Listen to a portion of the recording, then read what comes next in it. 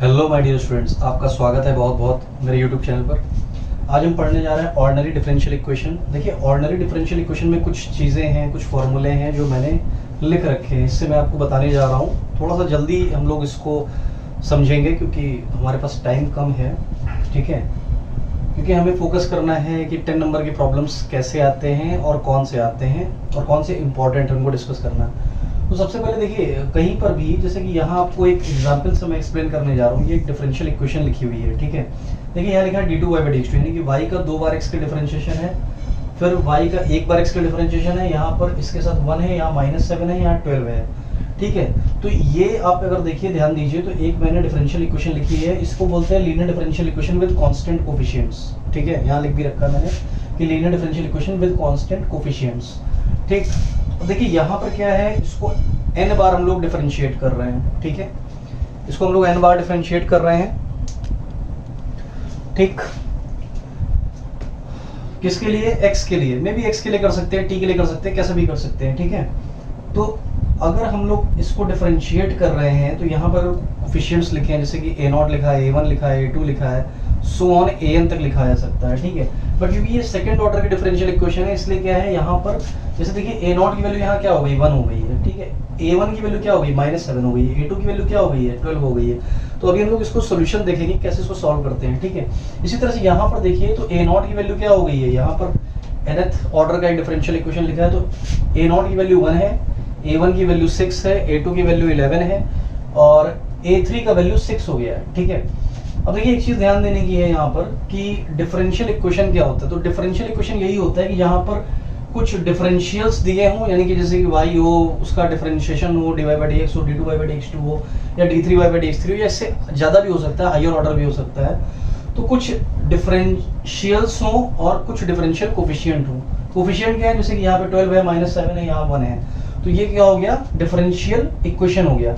इसी तरह से ऑर्डिनरी डिफरेंशियल इक्वेशन क्या होता है, देखिए कहीं पर भी अगर मान लीजिए वेरिएबल एक है y, वो वेरिएबल दूसरे वेरिएबल पर डिपेंड हो, तो उसको बोलते हैं ऑर्डिनरी डिफरेंशियल इक्वेशन। अगर मान लीजिए कि वेरिएबल जो है एक वेरिएबल, ठीक है ना, दो या दो से ज्यादा वेरिएबल पर डिपेंड हो, तो उसको बोलते हैं पार्शियल डिफरेंशियल इक्वेशन।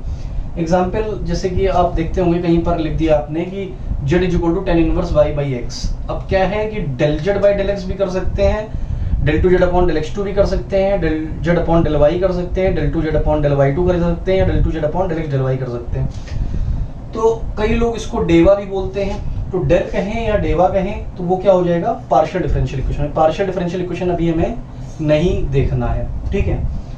फिर क्या होता है, ऑर्डर क्या होता है, देखिए यहाँ पर जो भी है, जैसे कि ये सबसे ज्यादा इसमें डेरिवेटिव कहाँ किया गया है, ये d2y/dx2 पे किया गया है, ठीक है। तो d2y/dx2 यानी कि सेकंड ऑर्डर, तो सबसे ज्यादा जहां पर डिफरेंशिएशन हो वहीं पर उसको उसी को ऑर्डर बोलते हैं, यानी कि इसका ऑर्डर क्या हो जाएगा, 2 हो जाएगा, इसका ऑर्डर क्या हो जाएगा, 3 हो जाएगा। अच्छा, डिग्री क्या होता है, जो भी इक्वेशन है उसका जो हाईएस्ट ऑर्डर है उसकी जो मैक्सिमम पावर होगी।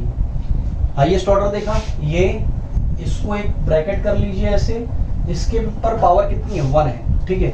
तो ये क्या हो गया, डिग्री हो, यानी कि इसकी ऑर्डर क्या है, 2 है और डिग्री क्या है, 1 है, ठीक। इसी तरह से इसका ऑर्डर क्या है, 3 है और डिग्री क्या है, 1 है, ठीक।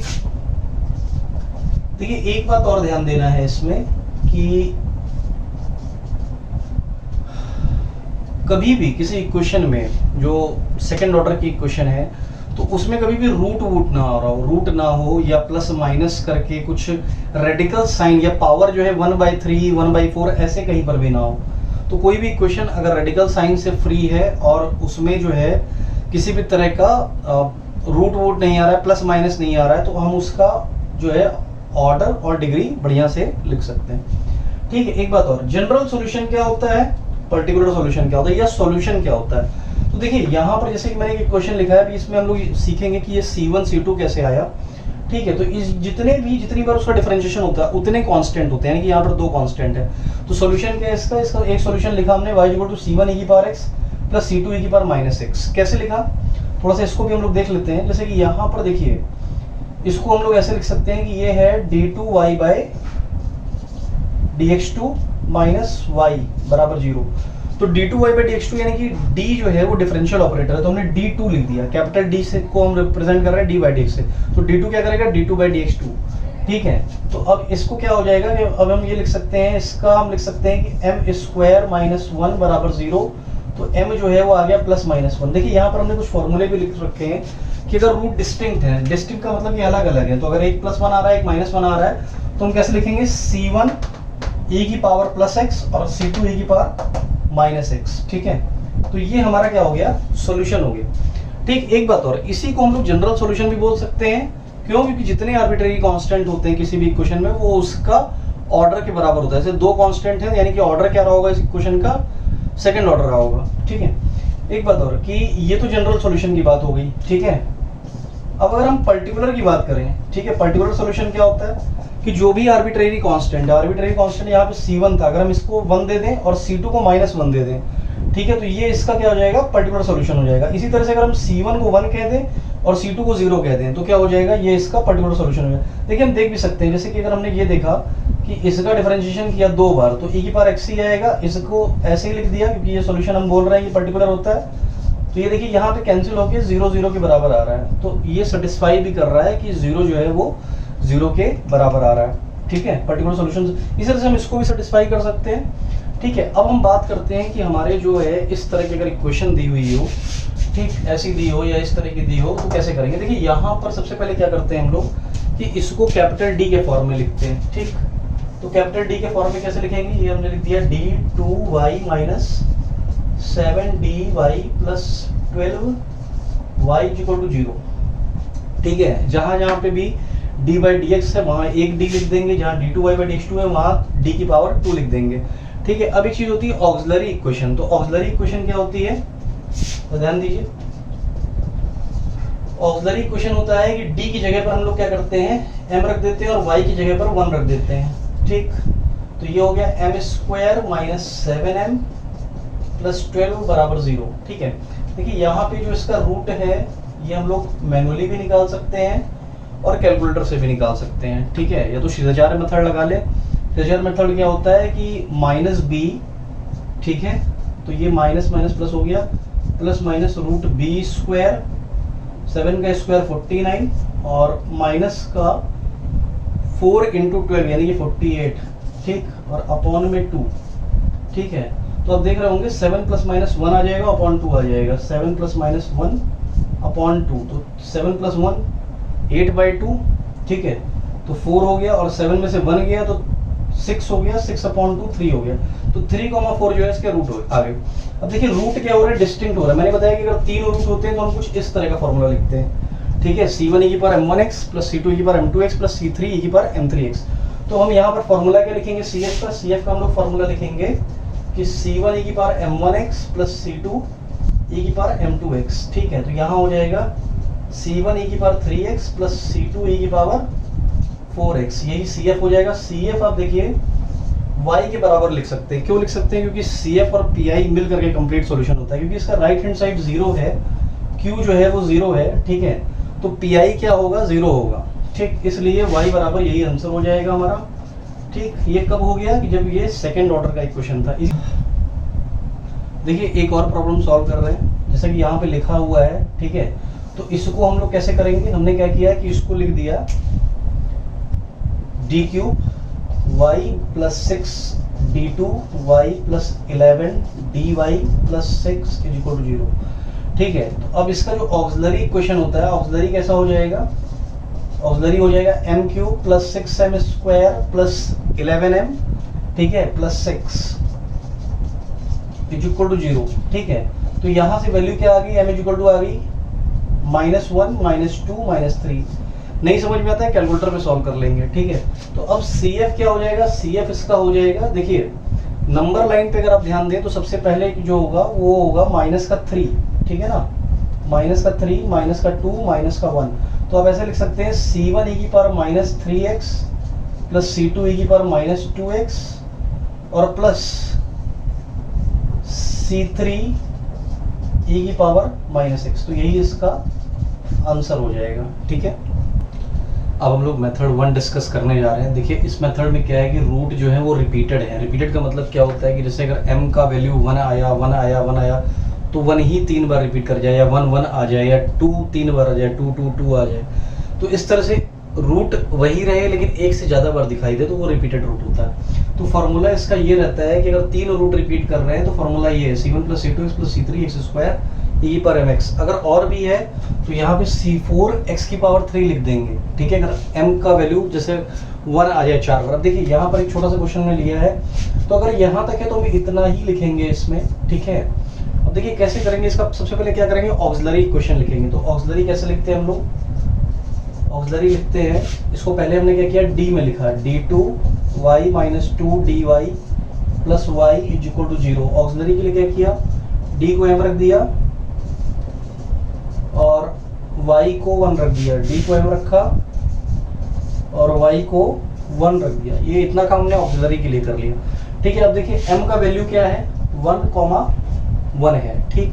तो जब 1,1 2 बार आ रहा है ये रूट, ठीक है, तो CF क्या हो जाएगा हमारा, CF हो जाएगा जैसे कि यहाँ फॉर्मूला लिखा है, देखिए C1 + C2x 2 है तो C1 + C2x और m का वैल्यू क्या है यहाँ पे 1, ठीक, यानी कि e⁻mx यानी कि e⁻1x, ठीक है। तो e⁻1 लिख दिया, x लिख दिया, ठीक।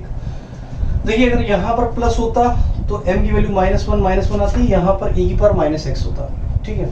इसी तरह से यहाँ पर देखिए आप, तो अगर हम इसका भी ऑक्सिलरी लिखें तो पहले तो हम इसको डिफरेंशियल ऑपरेटर में लिख लें, ठीक। इसका ऑक्सिलरी क्या होगा, ऑक्सिलरी इक्वेशन होगा m³ - 3m² + 3m - 1 = 0, ठीक है। इतना ऑक्सिलरी हो गया। अब ऑक्सिलरी में आप देखिए अगर हम इसको सॉल्व करें तो क्या हो जाएगा, m का वैल्यू 1 1 1 आ जाएगा, ठीक है। ये जरूरी नहीं कि हमेशा 1 आए, तो हमें सॉल्व करना पड़ेगा। कैलकुलेटर पे भी कर सकते हैं और ऐसे भी कर सकते हैं। देखिए कैलकुलेटर पे ऑर्डर 2 और ऑर्डर 3 के सारे क्वेश्चन सॉल्व हो जाएंगे। 4 ऑर्डर या 4 से हाइयर होगा तो थोड़ा सा दिमाग लगाना पड़ेगा, ठीक है।